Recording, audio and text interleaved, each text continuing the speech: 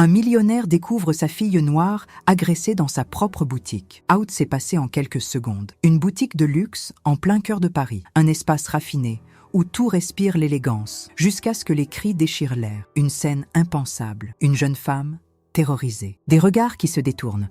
Un homme qui entre et voit l'inimaginable. Ce qui devait être une journée ordinaire va basculer en un cauchemar. Mensonges, trahison, secrets enfouis. Ce qu'il va découvrir va changer sa vie à jamais. Et vous, êtes-vous prêt à entendre la vérité? Abonnez-vous. Likez cette vidéo et dites-moi d'où vous regardez. La cloche de la porte tinta doucement alors qu'une cliente sortait de la boutique, laissant derrière elle un parfum de jasmin et de cuir. Mariam Moreau leva les yeux de son carnet de commandes et offrit un sourire poli aux élégantes silhouettes qui parcouraient ses créations. Ici, au cœur du 6e arrondissement de Paris, dans cette boutique nichée entre des galeries d'art et des cafés feutrés, elle s'était fait un nom, Maison Moreau, son empire naissant, un rêve bâti sur l'excellence et le raffinement. Les dames de la haute société aimaient dire qu'elle avait le goût d'une Parisienne, bien que certaines le murmuraient avec une pointe de surprise. Une femme noire à la tête d'une boutique de luxe, le regard appuyé de certains clients parlait plus fort que leurs paroles. Mais Mariam s'y était habituée. Depuis toute petite, son père, Jean-Luc Moreau, lui avait appris qu'à force de talent et de travail, on finit toujours par imposer son nom. Elle ajusta un collier en vitrine lorsqu'un bruit sourd résonna contre la porte d'entrée. Un choc brutal, comme un corps qui s'écrasait dessus. Le silence tomba instantanément sur la boutique. « Sale menteur, tu vas payer !» Elle doit savoir, elle doit savoir. La porte s'ouvrit violemment et une odeur âcre de sueur et d'alcool s'infiltra dans l'air raffiné de la boutique. Un homme sale, aux cheveux hirsutes, à la barbe parsemée de gris et aux vêtements déchirés, tituba à l'intérieur, les yeux injectés de sang, brûlant d'une folie qui semblait le consumer. Les clientes poussèrent des cris étouffés, reculant vers le fond du magasin. Mariam, elle, sentit un frisson glacé parcourir sa colonne vertébrale. L'homme la fixait. Non, il la transperçait du regard, comme s'il la reconnaissait après des années de recherche. Il fit un pas vers elle, puis un autre. Ses lèvres tremblaient. « Tu n'es pas une Moreau. » Le sol sembla se dérober sous ses pieds. « Ils t'ont volé?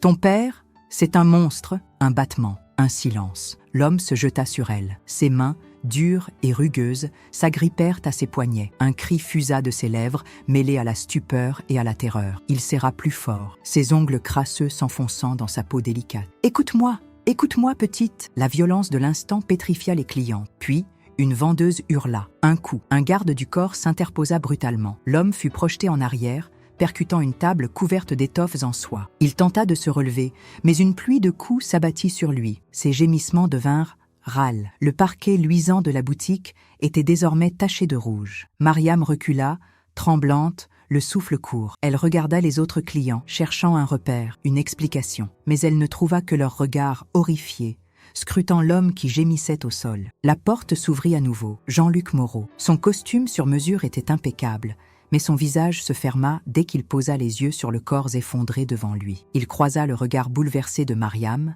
puis celui du vagabond ensanglanté. L'homme leva la tête dans un dernier effort et dans un souffle rauque, laissa tomber la phrase qui glaça l'air tout entier. « Elle n'est pas ta fille ». Le visage de Jean-Luc se figea. Son expression, un éclair fugitif, imperceptible. Mais Mariam le vit, une fraction de seconde d'hésitation. Et c'était suffisant. Le silence qui suivit fut aussi brutal que les cris qui l'avaient précédé. On n'entendait plus que le souffle saccadé de Mariam, son cœur battant à ses tempes comme un tambour de guerre. « Elle n'est pas ta fille ». Ces mots résonnaient dans sa tête, comme un écho lointain qui refusait de s'éteindre. Elle tourna lentement les yeux vers Jean-Luc, cherchant un signe, une assurance, une négation immédiate, quelque chose. Rien. Son père restait figé, le visage fermé, le regard rivé sur le vagabond étendu au sol. Il n'avait pas l'air en colère. Il n'avait pas l'air surpris non plus. Il avait l'air figé. Un des vendeurs brisa l'immobilité de la scène en appelant la sécurité privée du quartier. Les vigiles de la rue Saint-Germain-des-Prés ne tardèrent pas à arriver.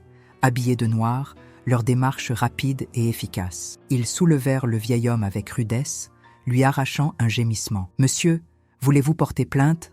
demanda un des vigiles à Jean-Luc. Jean-Luc sembla revenir à lui. Il passa une main sur son front, puis posa enfin les yeux sur Mariam. Il sourit, un sourire qui se voulait rassurant, mais qui sonnait faux. « Non, ce n'est pas la peine. Qu'on le sorte d'ici, c'est tout. » L'homme se débattit faiblement, mais il était trop faible pour résister. Juste avant d'être emporté, il tourna une dernière fois son regard fatigué vers Mariam. « Pose-lui la question, petite. Demande-lui d'où tu viens vraiment. » Puis la porte se referma. Un poids invisible s'abattit sur les épaules de Mariam. Sa respiration était courte, presque douloureuse. Tout autour d'elle, la boutique reprenait vie, mais elle restait figée, engourdie par une sensation étrange et glaciale. Jean-Luc posa une main sur son épaule. « Tout va bien, ma chérie. Ce n'était qu'un fou. Ce n'était qu'un fou. » La phrase résonna bizarrement. Il l'avait dite trop vite, trop calmement. Mariam leva les yeux vers lui, l'observant pour la première fois avec une méfiance qu'elle ne se connaissait pas. Il lui caressa la joue, avec ce même geste tendre qu'il avait toujours eu. « Tu devrais rentrer à la maison. Tu es sous le choc. » Elle ouvrit la bouche,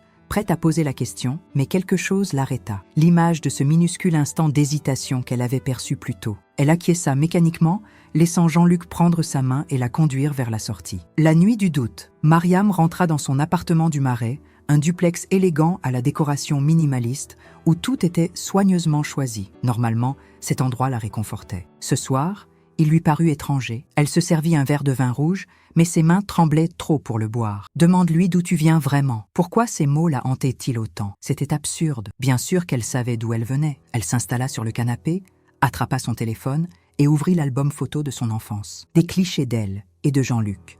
À la plage, aux anniversaires, dans leur immense demeure familiale à Neuilly-sur-Seine. Tout était là, son histoire, son passé. Mais une sensation désagréable lui serra la poitrine. Il manquait quelque chose. Les photos de son enfance commençaient tard, à 5 ans, 6 ans. Avant cela, rien. Pas une seule image d'elle bébé, pas de photo de son adoption. Elle posa lentement le téléphone sur la table. Son regard se perdit dans le vide et une vérité terrible s'imposa à elle. Elle ne se souvenait de rien avant ses 5 ans. Là que les premières ombres. Le lendemain matin, elle se rendit chez Jean-Luc. La demeure des Moreau était monumentale, nichée dans les beaux quartiers, un manoir où chaque détail transpirait la richesse et l'histoire. Le majordome, Gaspard, lui ouvrit la porte avec un sourire chaleureux. « Mademoiselle Mariam, Monsieur Moreau vous attend dans le salon. » Elle avança dans les couloirs familiers, mais cette fois, tout lui semblait oppressant. Jean-Luc l'attendait, assis dans un fauteuil en velours près de la cheminée. Il lisait le journal, comme si de rien n'était. Elle ne perdit pas de temps. « Papa, comment m'as-tu adopté ?» Légère pause. Il posa le journal. « Pourquoi cette question ? Réponds-moi. » Il la fixa un instant, puis sourit. « Mais enfin, ma chérie, tu connais déjà cette histoire. » Elle croisa les bras. « Raconte-moi quand même. » Il soupira, comme si elle l'agaçait. « Nous t'avons adopté dans un orphelinat à Bordeaux. Ta mère et moi ne pouvions pas avoir d'enfants. Et quel orphelinat ?» Jean-Luc s'arrêta net. Il cligna des yeux. Mariam sentit son cœur se serrer. Il hésitait. Il cherchait ses mots. C'était une petite institution qui n'existe plus aujourd'hui. Silence. Mariam s'humecta les lèvres. Quel était son nom ? Il détourna les yeux. La réponse ne vint pas, et Mariam comprit. Il mentait. Un silence pesant s'étendit entre eux. Jean-Luc ne répondit pas. Il ne la regardait plus, fixant distraitement le feu crépitant dans l'âtre. Son mutisme était une réponse en soi. Mariam sentit un frisson glacé lui parcourir l'échine. Elle ne l'avait jamais vu ainsi. Cet homme, son père, d'habitude si sûr de lui, si maître de chaque situation, semblait à cet instant fragile. Elle serra les poings, essayant de maîtriser sa voix. « Il n'y a jamais eu d'orphelinat, n'est-ce pas ?» Jean-Luc se leva brusquement, passa une main dans ses cheveux grisonnants et marcha jusqu'à la fenêtre, donnant sur le jardin impeccablement entretenu. Il semblait chercher ses mots, peser ce qu'il allait dire. « Mariam, ce n'est pas aussi simple que tu le crois. » Elle s'avança d'un pas. « Alors explique-moi. » Il soupira, la tête basse. « Tu ne devrais pas creuser dans tout ça. » La phrase tomba comme un coup près. Un vertige la prit. Un mur. Son propre père dressait un mur entre elle et la vérité. Elle déglutit difficilement,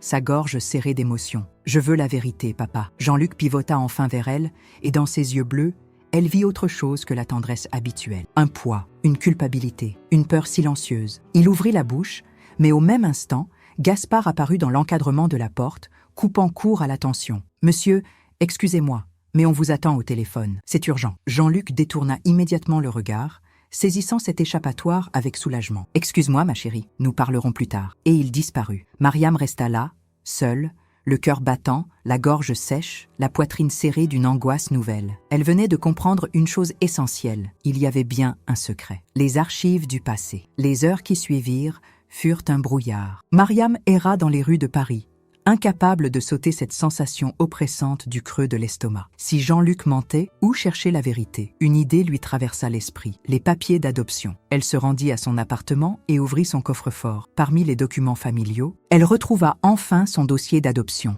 Orphelinat Sainte-Cécile, Bordeaux. Un nom, un lieu, un point de départ. Elle s'empressa de chercher sur son téléphone, mais son sang se glaça en voyant les résultats. L'orphelinat Sainte-Cécile avait fermé depuis plus de 20 ans. Et pire encore, il n'existait aucune trace officielle de son existence. Un goût amer lui envahit la bouche. Quelque chose clochait. Si l'orphelinat avait réellement fermé, alors pourquoi aucun journal, aucun registre, aucun article ne mentionnait son existence? Elle sentit son cœur s'accélérer. Il ne s'agissait plus d'un simple doute. Quelqu'un avait effacé les traces. Mais qui, pourquoi et surtout, qui avait-il à cacher? L'homme qui en savait trop. Le lendemain, Mariam se retrouva devant les grilles du CHU Pitié-Salpêtrière, l'un des plus grands hôpitaux de Paris. Elle avait trouvé l'information grâce à une de ses amies, médecin.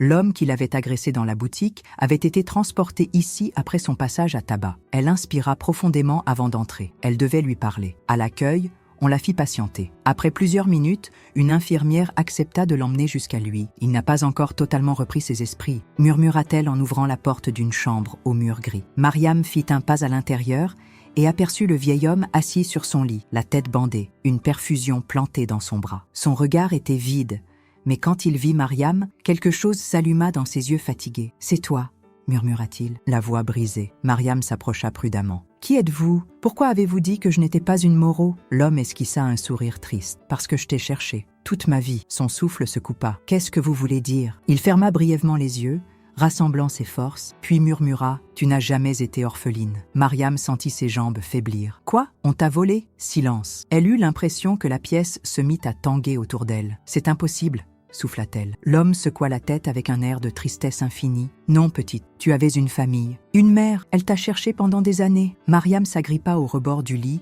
sentant les larmes lui brûler les yeux. « Non, ce n'est pas vrai. Jean-Luc et maman m'ont adoptée. » L'homme la regarda avec une douceur infinie. « On t'a arraché à ta vraie mère. Jean-Luc savait-il ou non ? Je l'ignore. Mais ce que je sais, » il inspira lentement, l'air grave, « c'est que ton adoption cache un crime. » Mariam eut l'impression qu'on lui arrachait le sol sous les pieds. Elle tremblait, incapable de respirer correctement. Tout ce qu'elle croyait savoir sur elle-même venait d'exploser en 1000 morceaux. L'air dans la chambre d'hôpital était devenu lourd, suffocant. Mariam, figée, sentit sa poitrine se serrer, comme si une main invisible l'écrasait. « Ton adoption cache un crime. » Les mots du vieil homme résonnaient en elle avec une violence qu'elle n'avait jamais connue. Elle ouvrit la bouche pour parler, mais aucun son n'en sortit. L'homme, épuisé, laissa retomber sa tête contre l'oreiller, les paupières mi-closes. « Qui êtes-vous » réussit-elle enfin à murmurer. Il eut un faible sourire. « Un homme qui a échoué à rendre justice. » Il tourna lentement la tête vers la fenêtre, où la lumière grise du matin filtrait à travers des stores poussiéreux. « Il y a 30 ans, j'étais flic. J'ai vu des choses qu'on ne devrait jamais voir. Mais ce que j'ai découvert à l'époque, ce que je n'ai pas pu empêcher, » il inspira profondément. « Ce n'était pas une simple adoption. » Mariam sentit son estomac se tordre. « Expliquez-moi. » Il la fixa,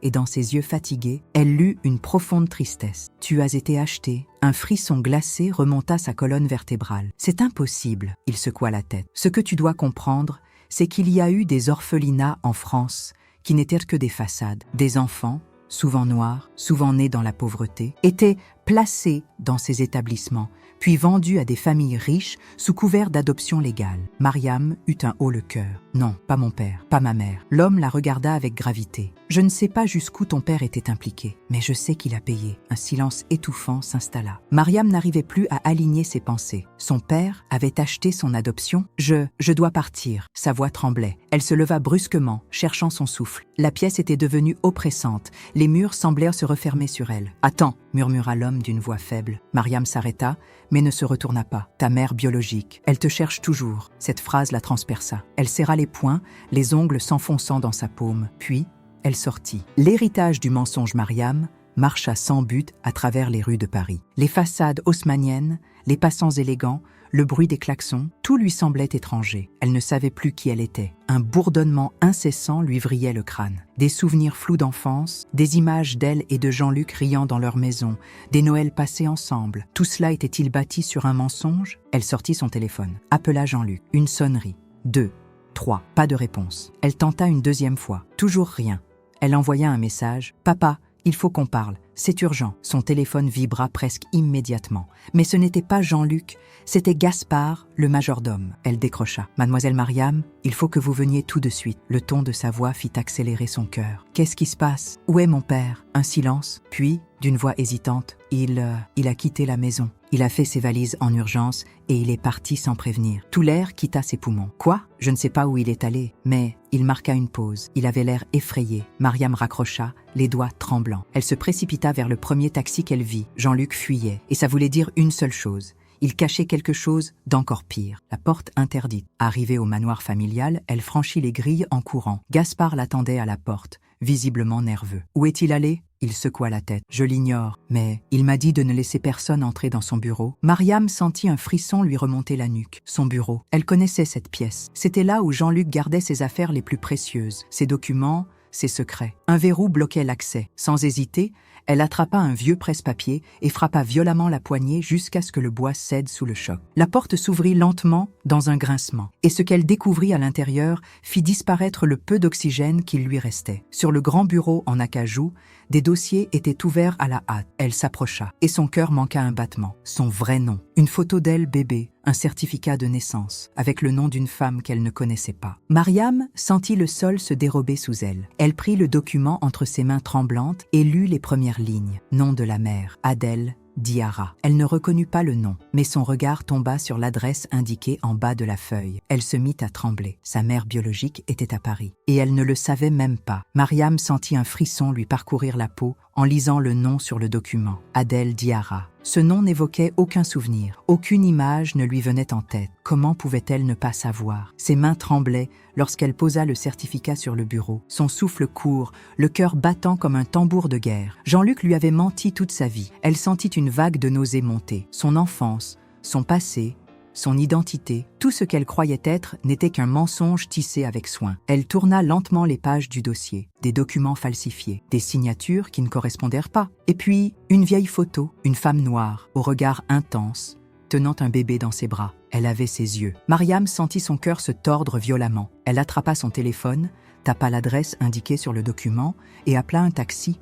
Elle devait la trouver. Maintenant, un quartier oublié de Paris. Le trajet jusqu'au 20e arrondissement lui sembla interminable. Elle regardait les rues défiler, son reflet tremblant sur la vitre. Autour d'elle, Paris continuait à vivre. Les terrasses des cafés débordaient de monde, les rires et les discussions s'élevaient dans l'air du soir. Mais dans son monde à elle, tout était en train de s'effondrer. Lorsqu'elle arriva enfin devant l'immeuble, son souffle se coupa. C'était un bâtiment ancien, aux façades usées, loin du luxe dans lequel elle avait grandi. Un contraste violent avec la maison Moreau. Mariam inspira profondément. Elle se sentait étrangère à cet endroit, étrangère à elle-même. Elle monta les marches, ses jambes lourdes comme du plomb. Arrivée devant la porte indiquée, elle hésita un instant. Puis, avant de perdre courage, elle frappa. Un bruit de pas, une silhouette derrière la porte. Puis, la porte s'ouvrit. Une femme apparut, le visage marqué par le temps. Et Mariam s'arrêta net. C'était elle, Adèle Diarra. Le passé refait surface. Un silence suspendu. La femme resta immobile,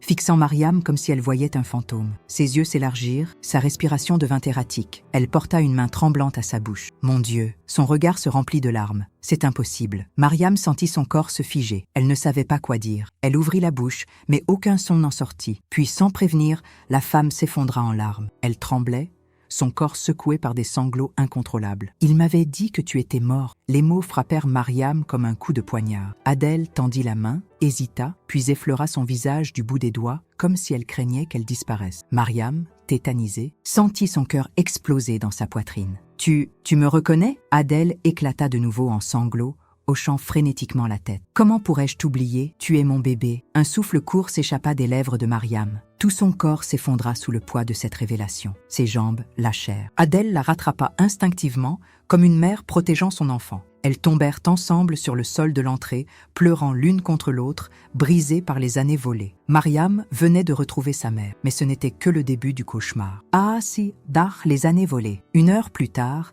elles étaient assises dans le petit salon, entourées de murs décorés de vieilles photos et de souvenirs défraîchis. Adèle tenait une tasse de thé dans ses mains tremblantes, mais elle ne buvait pas. Son regard restait fixé sur Mariam, comme si elle craignait qu'elle disparaisse à nouveau. « Je ne comprends pas, » murmura Mariam. « On m'a toujours dit que j'étais orpheline. » Adèle secoua la tête, la gorge nouée. « C'est ce qu'ils t'ont fait croire. » Elle ferma les yeux un instant, comme si le simple fait d'évoquer le passé la blessait physiquement. Puis, d'une voix brisée, elle commença à parler. « Tu es née ici, à Paris. J'étais jeune. Je travaillais comme femme de ménage pour une famille aisée. » Elle marqua une pause, avalant difficilement sa salive. « Puis, un jour, tu as disparu. » Mariam sentit une vague de froid parcourir son dos. « Disparu ?» Adèle hocha lentement la tête. « Je t'ai laissé à la crèche, comme tous les jours. Et quand je suis venue te chercher, on m'a dit que tu avais été emmenée. » Sa voix se brisa. Personne ne voulait me dire par qui. On m'a dit que c'était une erreur, puis que c'était une adoption légale, puis que tu étais morte d'une maladie soudaine. Elle posa une main tremblante sur son cœur. Mais je savais, elle releva des yeux remplis d'une douleur indescriptible. Je savais que c'était un mensonge. Mariam sentit le sol se dérober sous elle. Tout était faux. Elle n'avait jamais été abandonnée. Elle avait été volée. Un silence pesant s'installa. Puis Mariam articula dans un souffle « Qui t'a pris ma mère ?» Adèle détourna les yeux,